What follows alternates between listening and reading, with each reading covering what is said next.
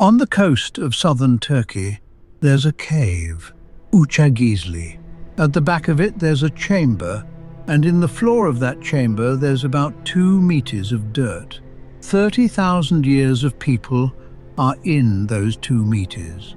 Somewhere in there, one kind of human ends and another begins. Find it. You can't. Neither can anyone else. We know how this story goes. There were 2 kinds of human. We arrived, luckier, and the world became ours. You can probably picture him, stooped, shuffling, head down, knees bent, not quite a person. That picture in 1908, in a small cave in southern France, 3 priests dug up a skeleton.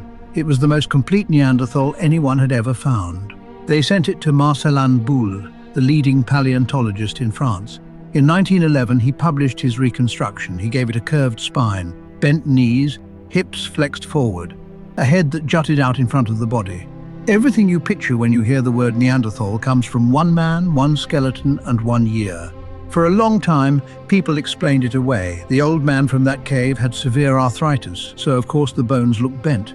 But when the skeleton was re-examined, that explanation didn't hold. The disease was real, and it wasn't enough to account for what Boule had drawn. Boule didn't get it wrong because the bones were bent. He got it wrong because he already knew what he was going to find.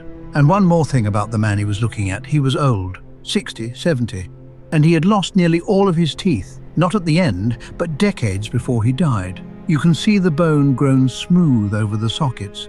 He lived for years like that, in a cave on the coast of southern Turkey. That story, the one we all picture, leaves no trace at all. Üçağızlı 2, a cave above the sea, dug for 5 years, 1 millimeter at a time. The floor of it is a stack of time. 30,000 years of people living in the same place, 1 layer on top of the last. Down at the bottom, 77,000 years ago, there are teeth. They are Neanderthal. Up at the top, 47,000 years ago, there are teeth. They are ours. Somewhere between those 2 layers, the species changed. And that is the only thing in this cave that did. Pick up a stone. Before you hit it, you have to decide what's inside it. Not roughly, exactly. The length, the width, the edge you want, and where it will be. Then you start taking pieces off, and none of them are the tool. You work around the rim, then across the face. You're shaping the stone so that the stone will break the way you have already decided it is going to break. Every flake you remove is removed for a blow you haven't struck yet.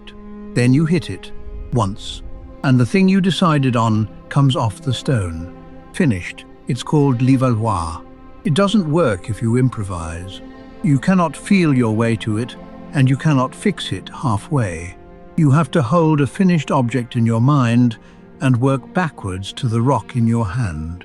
Every one of these took that. The stone tools don't change.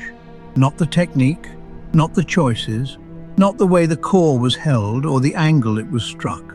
The people who made the tools at the bottom of this cave and the people who made the tools at the top were different species. Lay them out on a table and nobody alive can sort them. They hunted the same animals, in the same country, using the same strategies for 30,000 years. But none of that makes someone a person. Plenty of animals are clever, plenty of animals are patient and skillful and good at staying alive. Tools and hunting prove competence. They don't prove anything else. So here is the thing that isn't about staying alive. This is Columbella rustica, a sea snail, about the size of your fingernail. You can't eat it. There is no food in it. There is no tool in it. There is nothing in it at all, except that it's beautiful. They found them at the bottom of the cave in the Neanderthal layers, and at the top in ours, the same snail. Out of everything on that beach, and there was everything on that beach, both kinds of human walked down to the sea and picked up this one. Some of them have holes bored through. One of them was put in a fire to change its color. One is worn smooth from being carried, or from being worn against skin for a long time. We don't know which of them did that. The layers don't say. Somebody drilled it. Somebody sat by a fire and decided they wanted it a different color. Somebody wore it long enough to polish it. Somebody. By now, you want to know if they met. So does everyone. The press releases say they shared this cave. That's true, but not the way it sounds. The same space is not the same time. The Neanderthals were here first, for 18,000 years.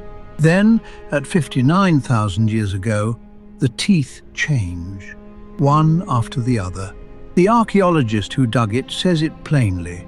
Although we cannot yet prove direct contact, the remarkable continuity in technology, hunting practices, and the transport of bead seashells is consistent with the idea that these populations interacted and shared cultural traditions over time.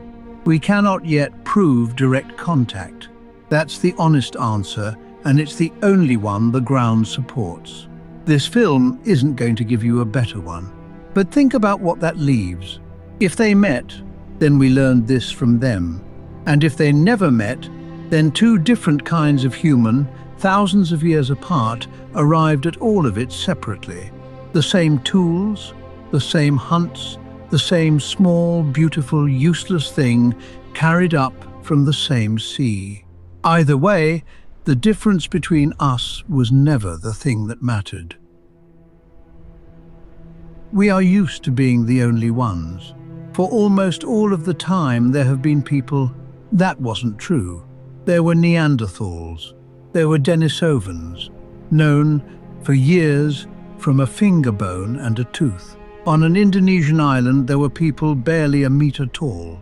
Different kinds of human at the same time on the same planet. We're the ones who are left. So, what would it take to convince you that someone was a person? Tools? They had tools. A way of living that worked and didn't change for 20,000 years? They had that. Something beautiful that couldn't feed them, that they carried a long way home for no reason but that they wanted it. They had that too.